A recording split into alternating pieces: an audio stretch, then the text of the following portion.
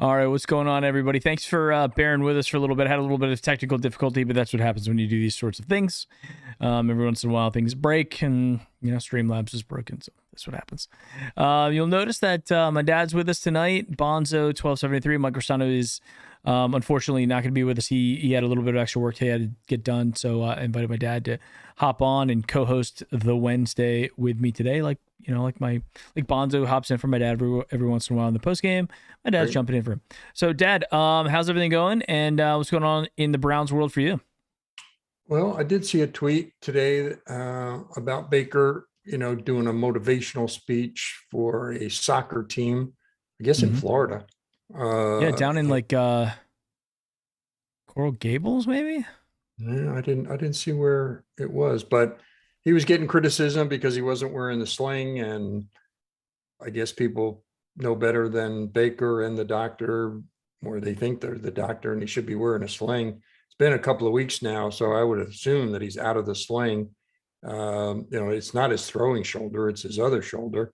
And I'm sure he's going through daily physical therapy to get that mobility back in that shoulder.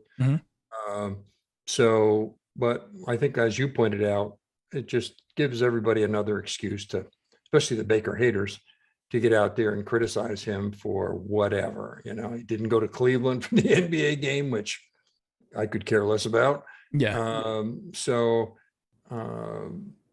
than that, I did see, they're floating all kinds of rumors about Jarvis, and they do save a lot of money if they cut him or they trade him or they let him go.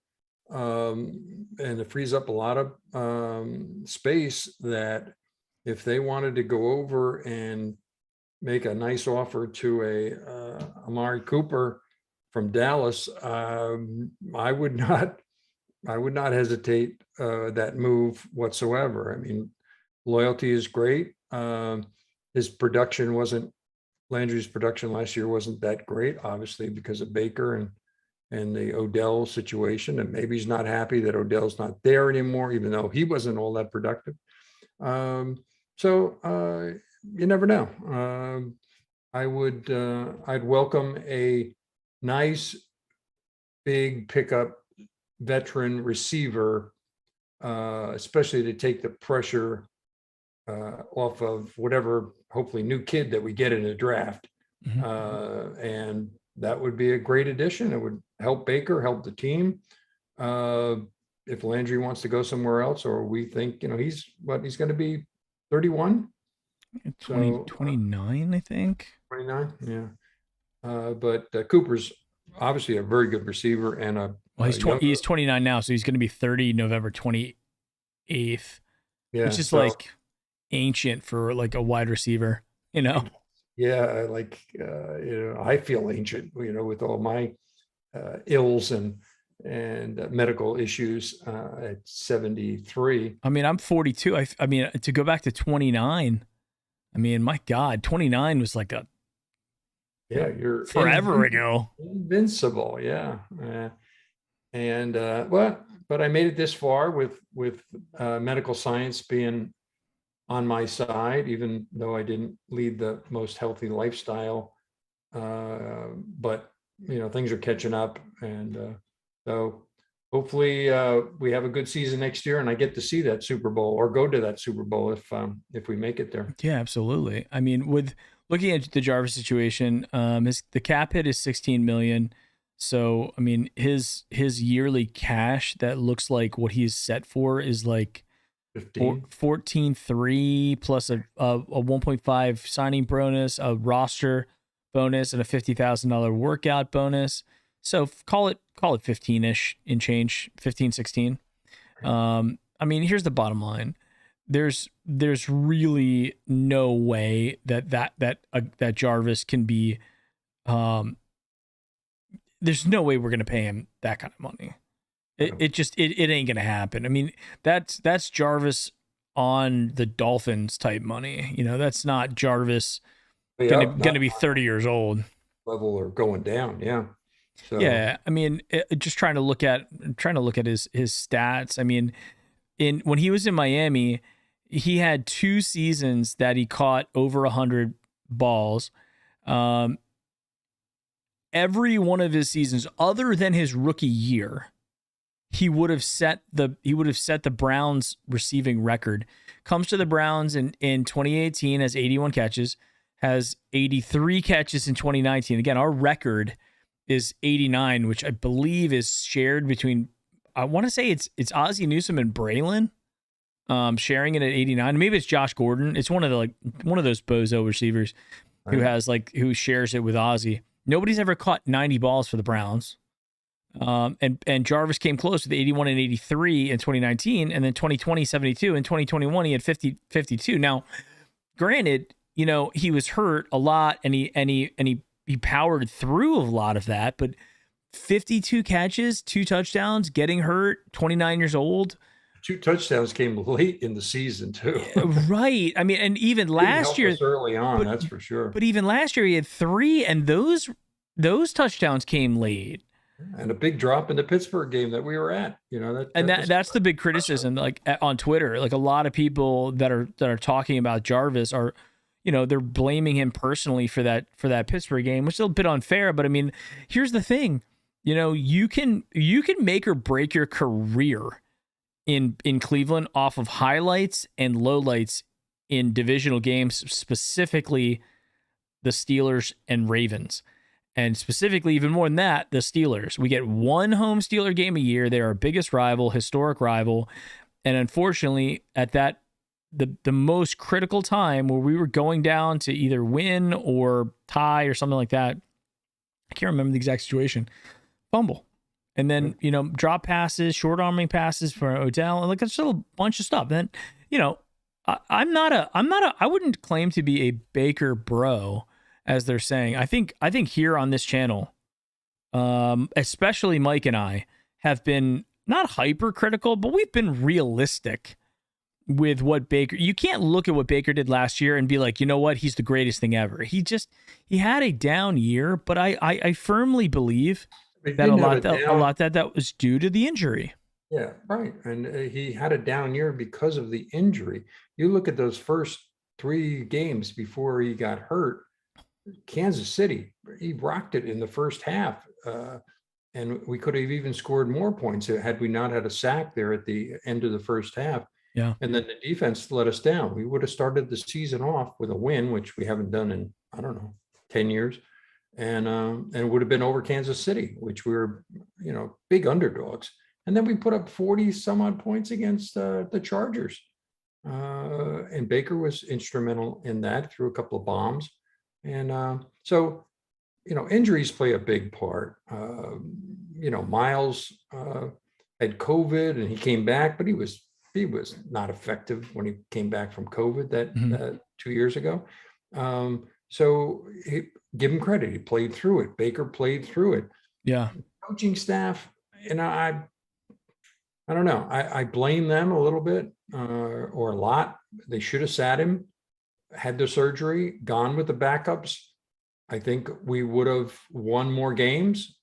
Maybe the Odell thing wouldn't have blown up on us the way it did.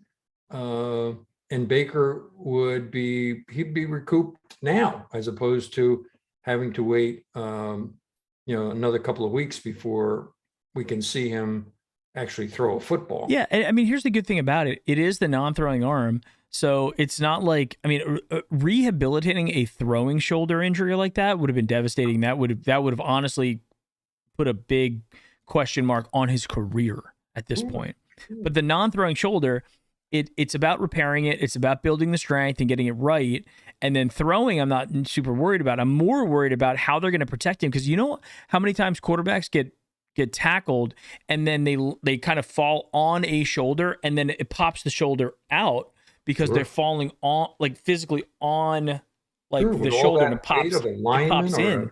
Or a linebacker. Yeah, I mean, it can be devastating. And we've seen injuries, across the board. A lot of quarterbacks went down last year.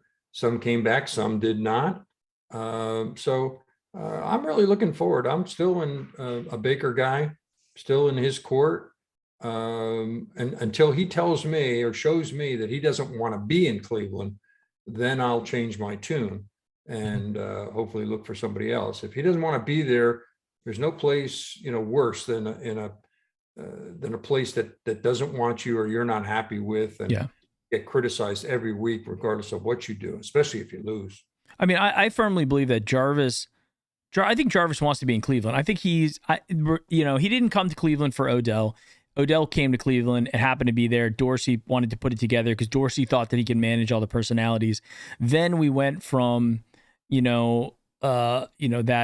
kind of, I don't even know, like somebody like that personality. That's almost like a Jerry Jones personality. They just think that they can manage everything. So just bring in all the talent and we'll just go because I can handle those personalities. Andrew Berry, Kevin Stefanski, these guys are not interested in that kind of stuff. They're interested in winning. Right. And like the Nick Chubb style leadership, which is like silent but deadly. Like just go, play your game, do your thing, win, and move on. And Jarvis is a more vocal leader. And here's the thing: he's gonna be 30, like we just talked about. He's due to make a lot of money, like $16 million. Okay, this is his biggest paycheck in a long time, maybe ever. I don't know. I'd have to go back to his. You also pay him that money too. No, I don't know. I don't think so. That's the thing. I think he knows that other team, like nobody's going to pony up 16 mil. I think he knows that. Yeah, and look at LA. They lost Odell. He's gone. He's not coming back. They need another receiver. Oh, it's gonna be interesting to see what they do with him coming back because he's got to come back from that injury. Yeah. And borrowing or leasing Odell for a playoff run is very different than dealing with Odell in an entire season and making sure that he's kept whole when Robert Woods is coming back next year, right? I mean, maybe he is going to be okay with it, but he's not going to be the feature wide receiver. Cooper Kupp is going to be the feature guy there. Robert Woods is going to be the number 2. OBJ could be like the number 2B or number 3 option, on that team. And again, he's also insurance in case Cooper goes down, who's been hurt in the past, and Robert Woods now has been hurt as well. So it's a good insurance policy, but it's an expensive one.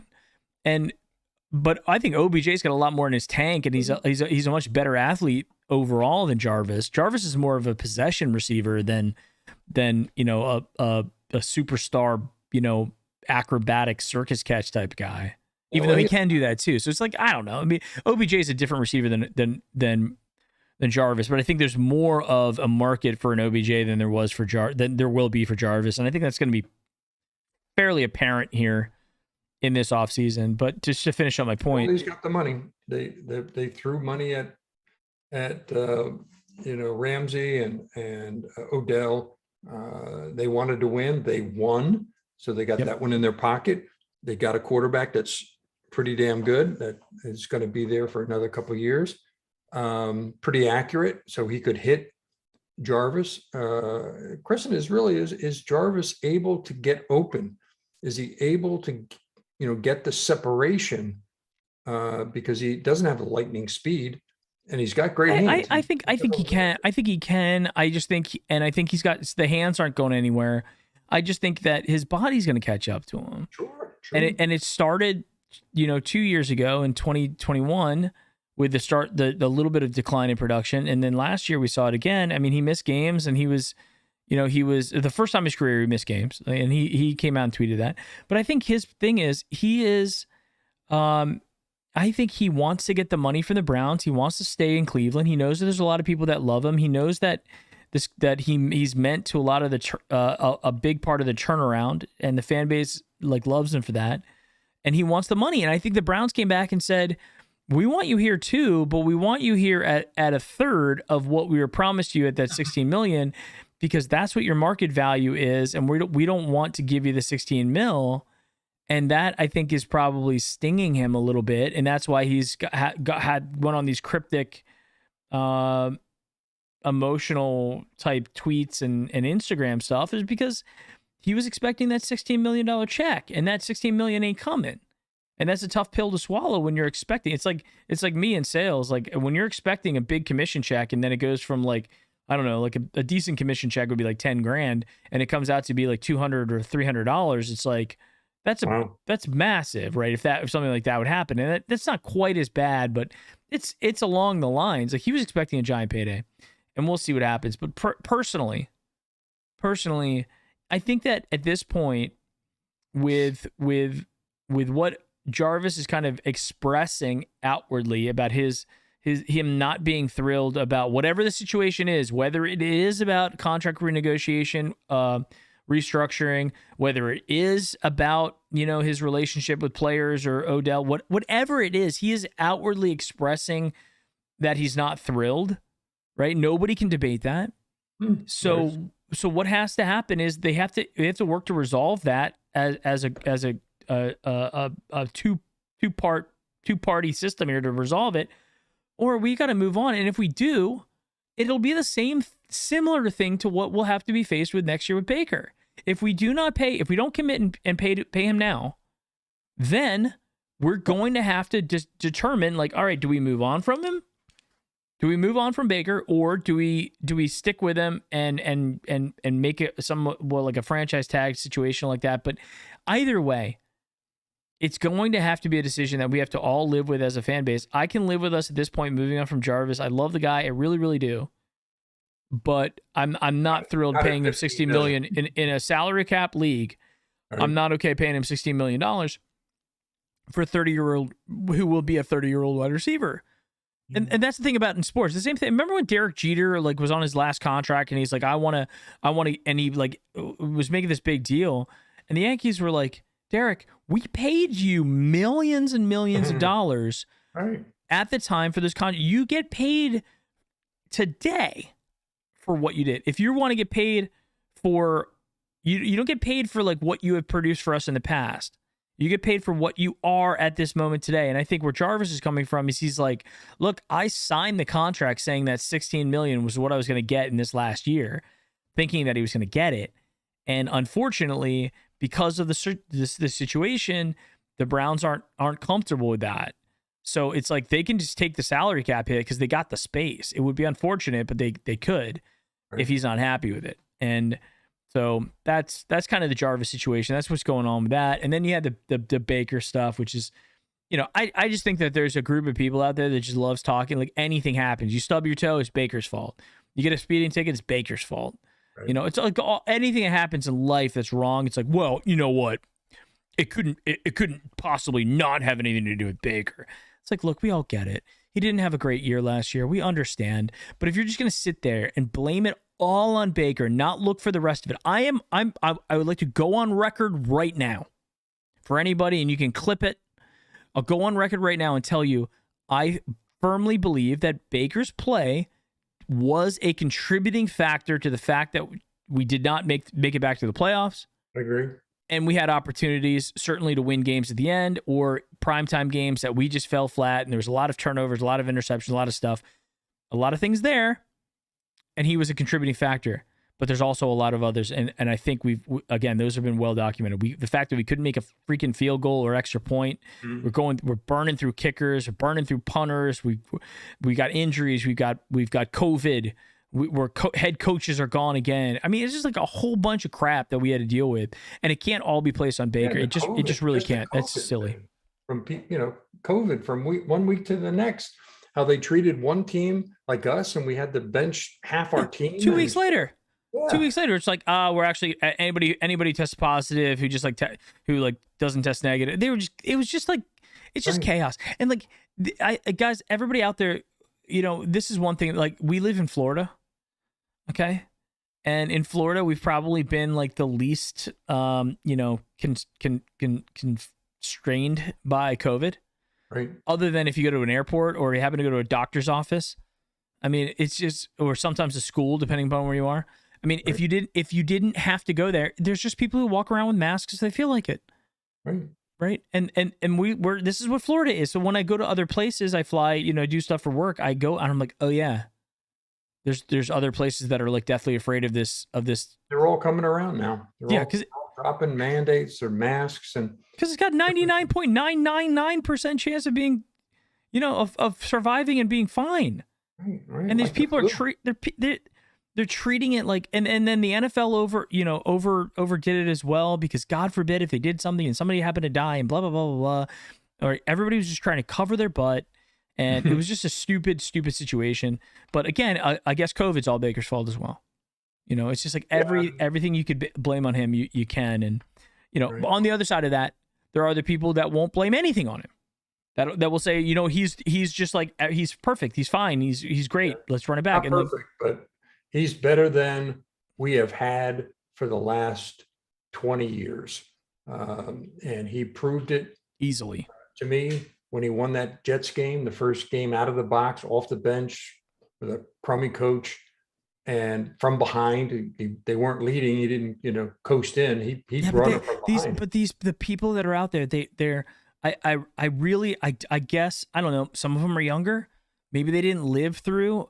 A lot of them certainly didn't live through the 80s and 90s like we did, Right. or like I did. And then to the early 2000s. I mean, I was in college when the Browns came back in '99. I was an adult at that point, at least, 19. I was 19 years old when the Browns came back. So I mean, I was enough of an adult at that point to really understand it, and to have lived through all of those years of mediocre, irrelevant football, to then have a guy who came back and after being, one win in 2 seasons, this guy comes in and, within a short period of time takes us back to the playoffs. Not even only back to the playoffs, we win a playoff game without our head coach in Heinz Field. Right. And these people are saying, because he has one down year where a lot of our players had down years. A lot of them did, other than maybe Miles. Right. I mean, and really. All these other quarterbacks that they mention, Cousins and Garoppolo and whatever. Mariota now it's Mariota is like the other guy that. I mean, come on. I mean, that's going backwards. It's not it's going back to the old strategy that we're like, let's get Jeff Garcia now. Right. Yeah. Let's get Jake Delhomme now. Right. It's just like going back to that. And I really think at this point, they're going to run it back with him. Don't be surprised if they take a quarterback in the draft at some point, right? Don't be surprised if they go out there and maybe get somebody to come in and compete to a degree. I just don't think it's going to be a big name guy. And at that point, there's not going to be a rookie, and there certainly isn't a rookie in this draft. And I will stand today, maybe 2 or 3 years from now, Pickens, or Ritter or somebody, or Willis, maybe one of them turns into a really good pro. But day one, entering into, say, going to Cleveland, you come day one, there's not a single guy who's going to beat Baker out for that job, right? So, and then you're into the situation like Green Bay. Do you think if Green Bay last year could have gone back and actually drafted a piece, right? Instead of Jordan Love, the quarterback, they actually went out and drafted a piece to help Aaron Rodgers. Would they be in a better situation, or would they be in a better situation with a unproven, question marky type backup quarterback who's late first round? Aaron Rodgers certainly felt like that he would have rather had like a great defensive end or another wide receiver. I mean, he made a whole lot of drama. And I think that's where the Browns are as well. If they don't go wide receiver, if they go quarterback, then we are starting over. Oh, yeah. To a degree. I mean, I'll be really extremely disappointed. One of the guys on the chat said, well, you're preparing for another disappointing season. You'll be disappointed again. I was not disappointed. I was disappointed in the Browns. I was not disappointed in Baker per se, because he was hurt. If he was healthy and had that kind of performance, I would be disappointed. Well, here's the thing. I know that Case Keenum went and beat the Broncos, right? I know he can beat mediocre teams or worse, but I mean, you throw Case Keenum out there in prime time. You think Case Keenum would have beat Aaron Rodgers in Green Bay? It might not have been 4 interceptions, but it wouldn't have come back with a win. And I think he had to pull it out, or he had a difficulty beating the Bengals in the last game. Throwaway. Yeah, the backup Bengals. Now they were the Super Bowl Bengals, but they weren't the starting Super Bowl Bengals. No, and we barely won that game with our starting defense. So yeah, so I think the reality of what we would have seen from an end result of this season with Case Keenum starting would have been very similar. And then everybody would have been, bashing Baker for being soft and, blah, blah, blah. And you know what? I will tell you, after he took that shot in the Houston game where he got injured, I think it was Houston, right? He injures himself in that game because he threw the interception. Then he goes and tries to tackle him like a numbskull. And at that point, it really scared. I was like, I can't believe this. We lose to Kansas City in a heartbreaker at the end in Kansas City in a game that we could have won if the defense would have done anything. We could have won. And then we lose Baker the next game for the season. That would have been devastating for us. And so I'm glad he played. Honestly, I don't second guess that. Unless the doctors or anybody else that was a medical professional said you should not let this guy play. And I think what happened was they said, look, it's his non-throwing shoulder. If you want to harness it, if he can handle the pain, let him play. Right. But it clearly impacted him, right? And anybody who doesn't think differently than just, I guess, doesn't play sports or hasn't ever played sports. Or have been injured and having to play through a significant injury as the quarterback, as the guy who handles the ball every play on offense. I mean, when you throw a football or you throw anything, your left arm comes into play. You build leverage with that left arm so you can push and pull through when you throw. If your left arm isn't connected to the shoulder, which it was not connected to his shoulder, it was harnessed in. I'd love to see somebody take a demonstration of a major league pitcher, baseball, who throws plus 90 miles an hour plus, put the harness on his left shoulder and see how much his velocity changes. Or accuracy. And those guys are, you have to throw and you have to hold your arm in like this. I mean, yeah. I mean, you look and and those guys are the most accurate out there. Or take Drew Brees, who's one of the most accurate in NFL history, and have him throw a harness on his shoulder. Now, Ms. Plug was saying, what about the decision making? The decision making fall in the injury though. And I say this, I think that when you have something like that, does it do everything? No, it doesn't. It doesn't completely, but it's part of the equation to a degree. It's part of the equation. If you're trying to overcompensate or undercompensate, or you doubt yourself because you just had a bad play and blah, blah, blah, blah, blah, and it all builds on itself, right? So the bottom line is he was not the same guy he was before. And we are going to now go into his 5th year without a long-term contract, where here's the good news. We're not committing to him long-term. He's got to go out and prove it, just like he proved it in high school, like he proved it at Texas Tech, like he proved it at Oklahoma, when he proved it in the beginning for the Browns, made it through all those idiot coaches, and finally gets to where he is now, made it through drama with Odell, whatever that happened there. And here, this is it. Now it's another thing. And for a guy like Baker, who has had this adversary his entire life, I would bet that he's going to come out of this doing really well.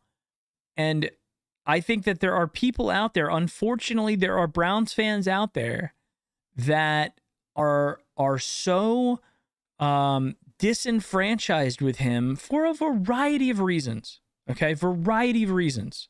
Yeah. It's off the field stuff. It's the commercials. It's it's whatever. I mean, there's a lot of reasons why you could be annoyed with Baker, right? But we go out, we see what he does, and if those guys who are so disenfranchised with him, if he does start winning, it's going to be, I would just tell you, like, if you put your flag in the sand and he's terrible, he's awful, he's trash, he's blah, blah, blah, and then he starts winning, as Browns fans, if you're a Browns fan and you've said, I physically hate that guy, it's going to be very difficult for you to be happy on Sunday. Well, fine, we won, but I still don't like Baker. I look at it like this. If you are going to support the player, now I don't love every player on the team. I think we have some knuckleheads on the team. I don't support. I like every player. I wish them well. I'm not going to come out there and hate them though. They're a member of the Browns team, and I want the Browns to win. And if a guy who I don't like plays well, I don't want to have a bad taste in my mouth. So I'm going to support all the Browns. So Odell was a distraction from day one. The first game, he had the cleats, then he had the visor, then he had the watch. Remember the watch? Well, it was the visor, the cleats, the watch, which I forgot to say in my tweet. It was the arm tattoo, and everybody thought it was. I was saying his arm tattoos were a problem. It's not his arm. It was the guy who got the signature on his forearm and then got that tattooed after he scored. Remember, it was again. It was just all. It was like Terrell Owens. Remember when Terrell Owens used to he took out the marker out of his sock and he signed the ball and was like doing all this. Like he just had things because he wanted to be mentioned every day on SportsCenter. That it's a different culture today, but it's the same kind of energy and same type of vibe. Like it was about him, and Odell here was like, hey, look, I want to be the celebrity. I want the light to shine on me. And then that one video, I can't remember who posted it online, but the one video where Odell and Nick Chubb were talking there, and Odell's like, I want to score a touchdown, and Nick Chubb goes, I just want to win. That right there, that's the story right there. And anybody who's sitting there supporting OBJ in this situation it's just a celebrity fan. You are a celebrity. You're building into like that celebrity culture where you just love celebrities for their celebrity, right? LA is perfect for him. I mean, I was not happy that he got hurt. I wasn't happy that he caught a touchdown either early in the game. It sucked. I wasn't rooting for him because of what transpired and everything. Yeah. I didn't want to get hurt either. I mean, that's just it's you got to be a low life if you like root for somebody to physically get hurt for sports. You're an idiot. Yeah, as badly as he did. It wasn't just a knockout or a concussion or whatever. I mean, it cost him the rest of the game and the rest of maybe even next season, depending on how he comes back. Yeah. They're not talking about an ACL, the same ACL that was ripped the first time. It was, yeah. It was the same one. It was major surgery, and so it'll be interesting to see whether they communicate. And then think about that too. Like once you come back and you rehab from that, right? And then it tears again, and it's not like Odell Beckham's going to some budget hospital. This guy's got access to the best hospital, best doctors, best surgeons in the world has ever seen. He's a hard worker. He proved it with the last injury. But does it make it more susceptible? Does it make it more susceptible to happen again? And then at a third time, are you like, hey, look, are you gonna have pain walking for the rest of your life now? To what? Right. You're already a celebrity, got more money than God. You just had a kid. You have a Super Bowl ring. I mean, you got it all. At what else do you have to prove at a 30-year-old guy who's got two torn legs and he's got other injuries that he's had happen to him in the past? It's like, look, man, if he retires, I wish him well. If he comes back, I wish him well as well. I don't care anymore. I'm really over it from that standpoint, but I'm just sick of everybody just blaming everything on Baker and being like, look, it's Baker's fault. It's Baker's fault. It's like, we'll see. Yeah. Odell had his redemption. He went off. He did his thing. He got his ring and it worked out for him, and that's amazing for him. And I wish him well in his recovery and everything, whatever he decides to do, come back or not, whatever. I wish him well. But I do think the same thing for Baker, and I really do hope, and I think he's going to come back strong. I do too. I think he's got the I will be mental fortitude for it. Doesn't come back strong. Doesn't have a good year. Doesn't do well with a really good offensive line and two great running backs and hopefully a much improved defense and a kicker that can be consistent, both punting as well as. We are one kicker. I mean, look at the Bengals. The Bengals were one dynamic wide receiver. They still had basically, I mean, they made some changes on defense. They upgraded the defense. They have a terrible offensive line. Yeah. Terrible offensive line. They have a good running back. And, they have a great receiving core. And they added Chase, and Chase is maybe the best wide receiver in the league at this point. And that will do it for you. Absolutely. With a guy who's already got chemistry from college. I mean, it was a match made in heaven. But we'll see. And they say a lot of did you see the one stat where they said that it was like some like young quarterbacks who make it to the Super Bowl in their first or second year never make it back. No quarterbacks ever made it back. Look at Marino. Yeah, Marino thought he was going to come back, right? Never made it. He had a great career as far as stats and maybe, some good season, but he never made it back. I think he was in one Super Bowl. I mean, that's the thing that always pissed me off about the Dolphins when I was a kid. When Marino was on Miami, and who do they have? They had Mark Clayton and Mark Duper, and they never had a running back. Look at what happened. Look at what happened to the Broncos when they finally added Terrell Davis. Right. They won 2 Super Bowls with Elway at the end. And they just never, I think Shula hung on too long. And then when they brought in Jimmy Johnson, it was just, Jimmy Johnson probably needed to move off of Marino to make something happen. And then look, same thing with the Dolphins. Since they lost Marino, they have not had another answer. Just like the Bills. The Bills didn't have another answer after Jim Kelly left until Josh Allen. So, what people are asking for with the Baker Mayfield scenario, it's like they have very short memories, and they think that just you can pluck quarterbacks who can play in the NFL out of the sky just because they had a couple good seasons or a good season in college. I mean, lots of people have really good seasons in college and don't translate to the pro game. Absolutely. And are you willing to go potentially another 20 plus infinity years of question marks at quarterback? Or are you willing to give a guy a shot, have him come back and play and see what happens? And then if he doesn't play well, make an adult decision to move on from him and then make it. But if it's like, hey, I drive a car, like let's say you drive like an old Ford Explorer like I do. You have an old 2014 Ford Explorer. It does well, but it's not going to be the flashiest thing in the world. Never going to turn any heads, but it's going to get you from A to B, right? Do you want to just go sell it and then figure it out? Or do you want to you have to have an option. You have to have a plan of your next car to get into. That's either an upgrade or something that you're satisfying by changing that. And for us to go, oh, we're just going to get rid of Baker because he's quote unquote trash without an option. It's foolish, and it's not something that, Ivy League educated people who run our franchise at this point are going to be willing to do. Right. Which luckily we have, those type minds making the decision rather than, a couple clowns with verified check marks on Twitter, and their friends and, people in their little army. So, but that's that.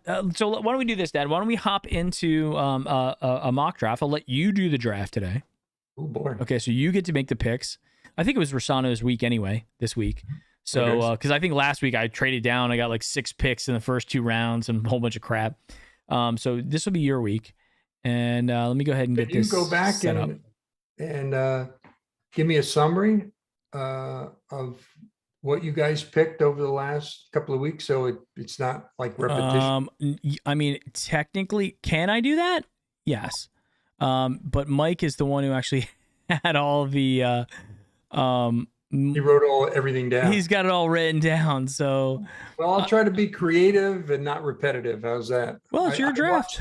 I watched a lot of yours, and I think I know what we're interested in. The top 3 or 4 picks. I'm telling you right now, I'm going wide receiver, and don't know if I'd go wide receiver in the second. That would depend on who's available, but I certainly would want to go, get one of those top receivers to help us long term. Okay, so we're into the draft now. And let me go ahead and get this thing all set up.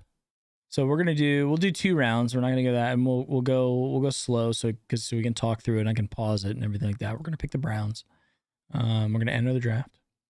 And so what I'll do is I typically stop around Carolina, because that's where the first quarterback goes, and that's where, if Rastano's out there watching from home, or if he's sitting there, he's sweating because he knows he's that Kenny. Every time Kenny Pickett goes in the draft, I feel like there's a little piece of Mike that we lose, and then we'll never get back.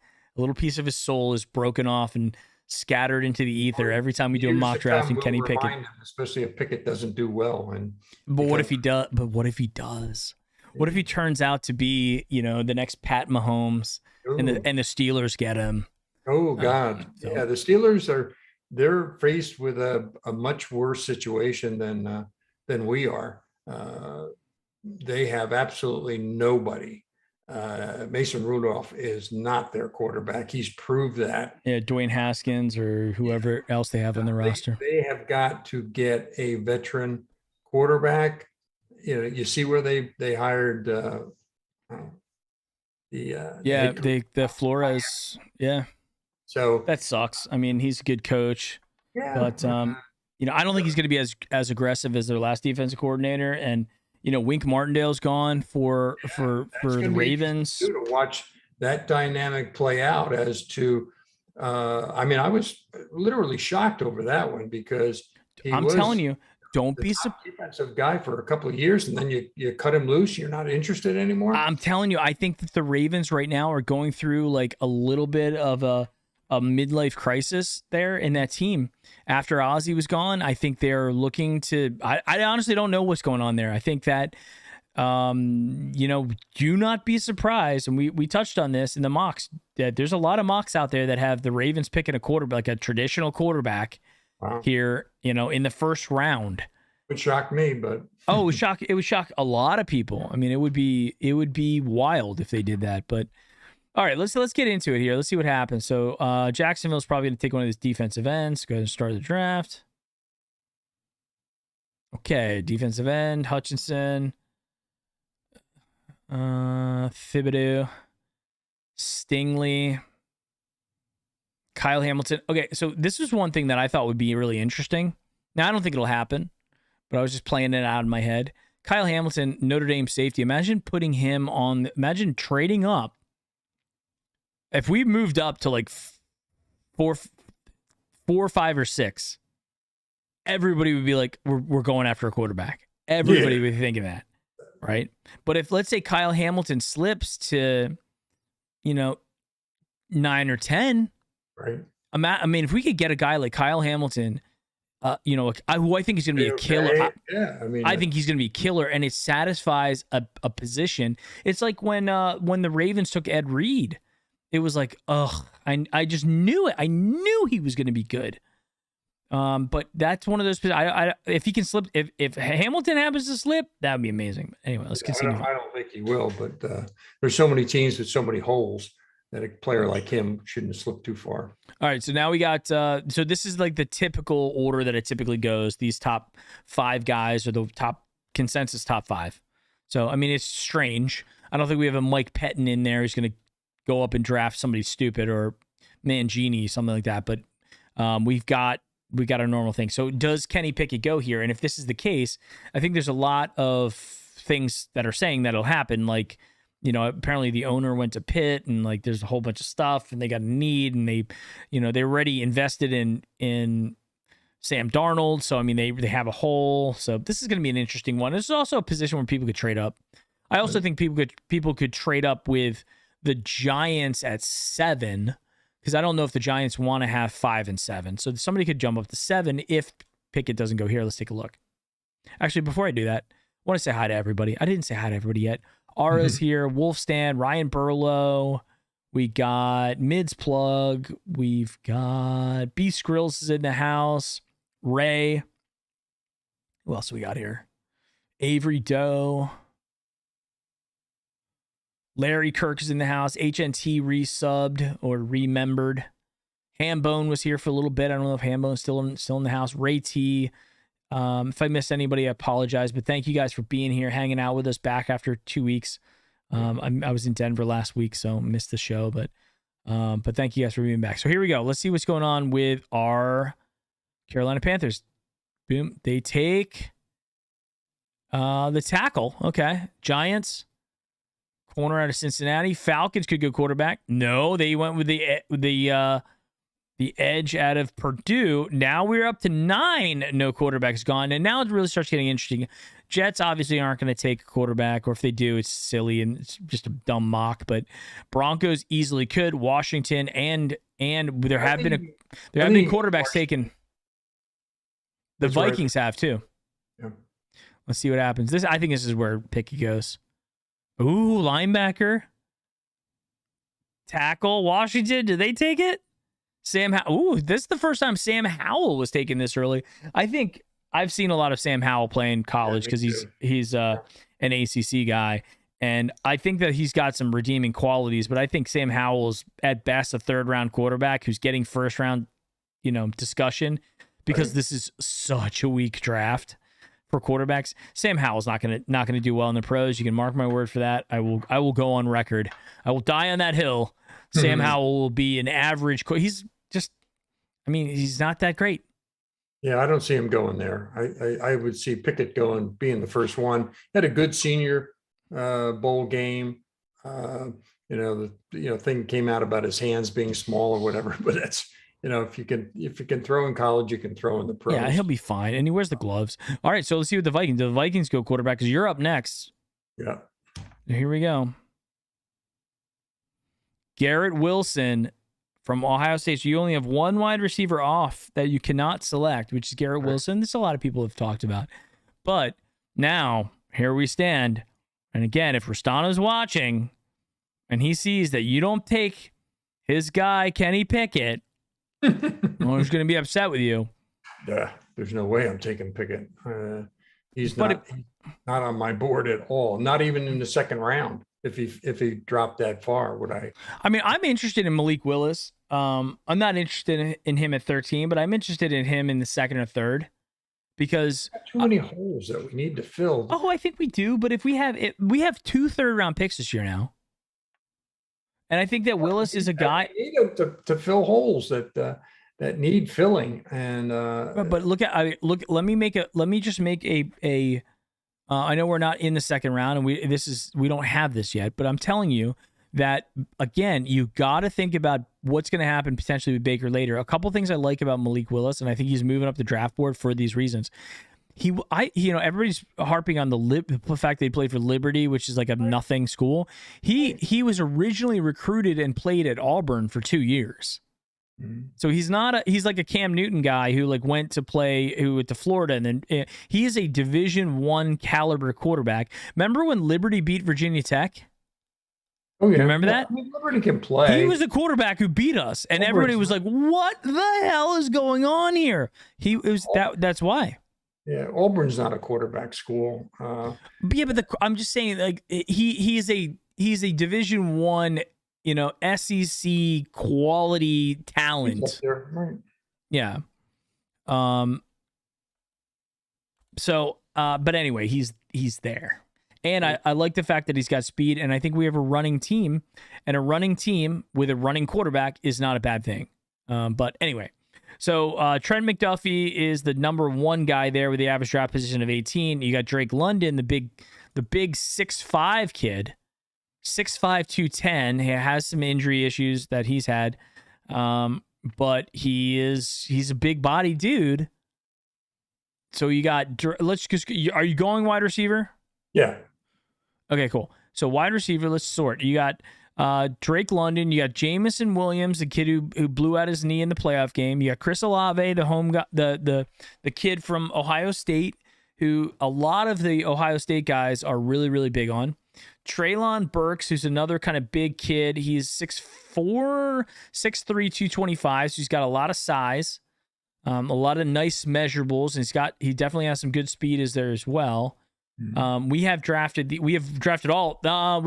Williams, but I think London has been drafted. Olave's been drafted, and definitely Burks. We've drafted Burks a couple times. So what are you feeling here at 13? I would go with Olave or Treylon. One of those two. I'd probably go with Olave. I like what I've seen of him. I've liked what I've heard from everybody about him, and so I think I would go there. So Ohio State, Ohio guy. He'll be loved from day one if he does well. He's got decent height. He's 21 and a half. I mean, so he's got, some maturity with him. You don't want a problem. You want a guy you can plug and play, and he's got the talent to do that. And if we have, I think a lot of it's going to hinge on who we put on the other side. And if you got Jarvis, who doesn't require double teaming, or he's just not going to have those outstanding games where he beats you right and left. you need a Amari Cooper or somebody on that other side that will free up this rookie to do what he needs to do. You know, Schwartz was touted as, oh, he's got this amazing speed. And we never saw it. I mean, we saw it at a couple of end arounds that he still got tackled in the backfield. Yeah. So, you know, if you're gonna you know, go that way, get somebody else on the other side, spend some money. You know, if Jarvis is still there, great. He can add to the equation, but you need more help at wide receiver. And I think this kid, Olave, is pretty good. Yeah, and I think that the thing that's nice about him too is he's 6'1". Jarvis and Odell are both 5'11". So you put Chris Olave 6'1", it's a nice size. It's not 6'5". Right. It's not Drake London. It's not 6'5". I think Williams is 6'2", so he's a little taller, and then Burks is 6'3", so he's a little taller as well. It doesn't only come down to size. Yeah. But I mean, I think the thing about London is, yeah, 6'5" is 6'5". I mean, that's the difference between a shooting guard, small forward, and a point guard. Yeah, he's only a junior too. I mean, he hasn't had that much on display. He may be a work in progress as well. Did you mention injury with him? He did have an injury. Yeah, he did. He had, I don't say his knee. He hasn't played in that many games. I would stay away from that. He's got really good measurables. He's got, you know, he's a playmaker, but you know, he also played for USC. USC's kind of had some weird years recently. He hasn't been on like an Ohio State or an Alabama, you know, with that kind of talent thrown to him. But yeah, I don't think you're not picking bad with Chris Olave. You put a Chris Olave on one side, then you get 6'2" Peoples-Jones on the other. You could come back later on and maybe try to grab like a Sky Moore. Sky Moore's a little guy, but he is lightning fast, you know, so he's sub 4.2 guy.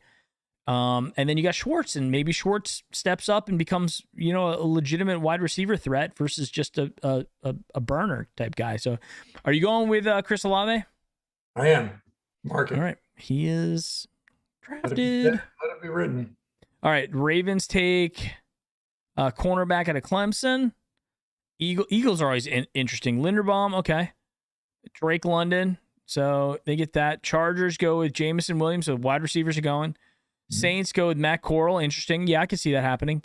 Eagles, edge rusher out of Texas A&M. Steelers, Trent McDuffie, that's a good pick at 20. Kenyon Green, the guard, goes to New England. Jordan Davis, defensive interior guy. Pickett hasn't gone yet? No, Pickett hasn't gone yet. Dave, you might be able to get him in the second round. There he is. Kenny Pickett's not going first round to the Bills. So, I mean, it's a mock. But he could have gone anywhere. He could have gone to the Titans there, you know, whatever you want to say. Dotson's gone. Trayvon Walker. Trevor Penning goes to the Dolphins. The Chiefs take corner out of Florida. Kennard, the tackle out of Kentucky, goes to the Bengals. Malik Willis goes to the Detroit Lions. I can see that. Absolutely. All right, we're coming closer and closer to your pick here, coming up at 45. We've got the edge out of Florida State going to the Giants. David Bell, Purdue guy, goes to the Jets. Brisker, safety, Penn State, goes to Chicago. Rain Man, Desmond Ridder goes to the Broncos in the second round. Big kid out of Cincinnati. All right, you're coming up. Carson Strong is the other guy. He's a huge kid out of Nevada. So he's another guy. 6'4", 215, big guy out of I mean, he's Nevada, you know. He's a huge body, so, you know, that's why. But I'm not as excited about him. Anyway, you're up. So some of the guys that we have drafted in the past, we have taken Devontae Wyatt here in the second round. The defensive interior guy out of Georgia, big dude. Who else have we taken? We've taken a tackle here, Falele. Let's see, offensive line, offensive tackle. What's the best safety out there? The best safety is Louis Sine, or Sine, I don't know how to say it, out of Georgia. Then you got Kirby Joseph. So kid out of Georgia, 6'1", 200, junior. Career highlights. A lot of tackles. Big tackle. Well, big tackle guy in high school. High school, yeah. Yeah. One of the biggest riser down the stretch for the Georgia defense. One heck of a tackler. For his career, he only missed 11 out of 159 attempts. This kid can tackle. He can tackle the football. I go with him. And let's see. So you got him. So he's average pick 43-2, so very close. And his rank is 36, so he's there. And he played. I mean, Georgia. Aside from that game, the first game that Alabama crushed them, their defense was outstanding. I mean, I watched them a couple of weeks in a row, and they just dominated. They had a very strong defensive line, but their linebackers, and corners, safety. I really wasn't taking note of names or anything. I was more impressed with the coach and was hoping that we would offer him something.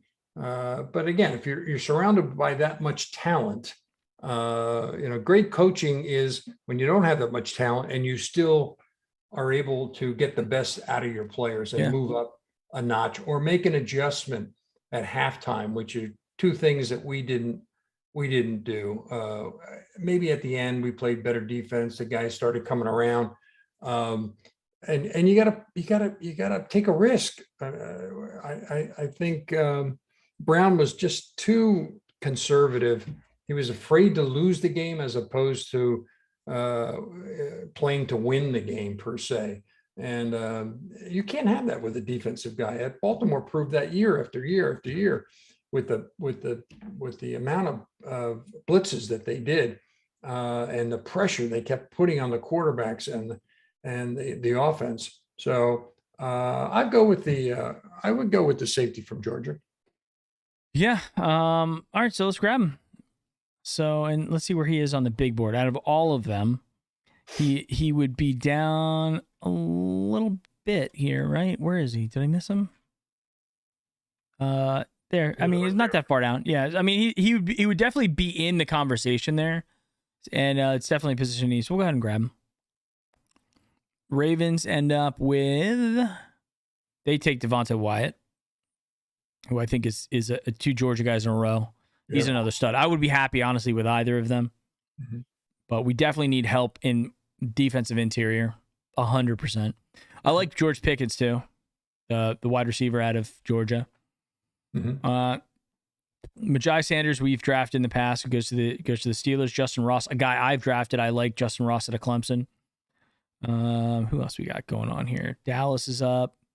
Trey McBride, that's another guy that we've drafted, the tight end out of Colorado State. And who else we got going on here? Green Bay's up. Falele, another guy we've drafted, the huge offensive lineman out of Minnesota. Kansas City. You can never have too much offensive linemen. They just take a pounding, especially if you're going to run the ball the way we expect to run the ball next year.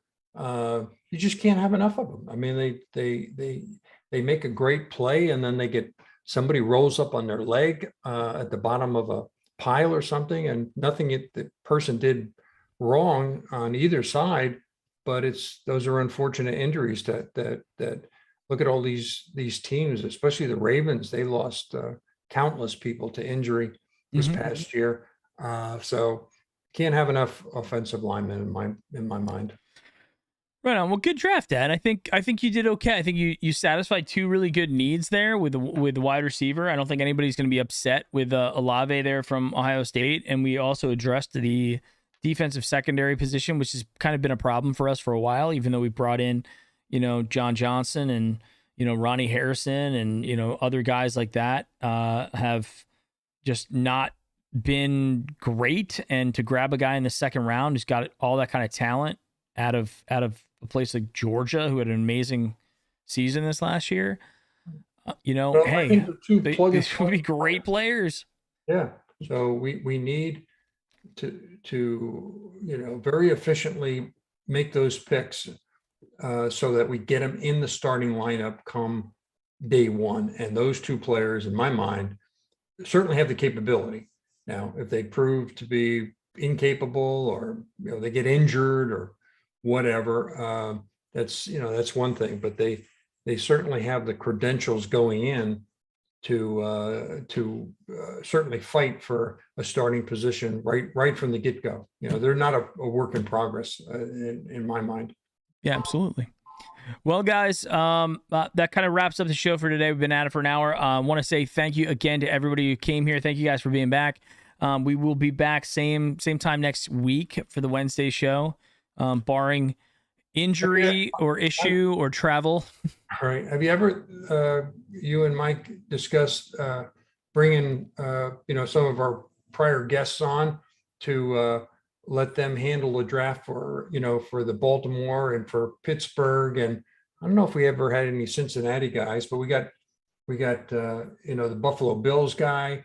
So we got plenty of talent, Titans out there that would love to do a draft with us. And yeah, I think that would be a fun thing to set up, is to have like a big draft where like we have everybody. I could set it up so everybody has kind of a bubble at the top, right? And then we bring in everybody, and then live during the draft, we'll take it one draft at a time. We won't put a timer on it or anything like that.